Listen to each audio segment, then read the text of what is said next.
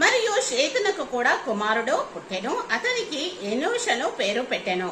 అప్పుడు యెహోవా నామంన ప్రార్థన చేయట ప్రారంభమైనది అని ఆదికాండము 4వ అధ్యాయము 26వ వచనం ద్వారా దేవుడు మనతో మాట్లాడుతున్నాడు.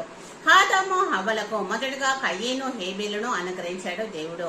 హేబేలును కయీను చంపిన తర్వాత తిరిగి మళ్ళీ ఆశీర్వదించి దేవుడు ఆదాము అవ్వకు షేతును అనుగ్రహించినట్టుగా మనము చూస్తున్నాము. హేబేలు చనిపోయాడు, కయీను శపించబడిన వాడు. కానీ షేతు పుట్టిన తర్వాత షేతుకు తిరిగి కుమారుడు పుట్టాడని వాక్యము సెలవిస్తుంది. షేతు యొక్క కుమారుడికి ఏనోషను పేరు పెట్టడము జరిగింది. అప్పుడు ఏనోషు పుట్టిన తర్వాత యెహోవా నామమున ప్రార్థన చేయడం అనేది ఆరంభమైనదని వాక్యము సెలవిస్తుంది.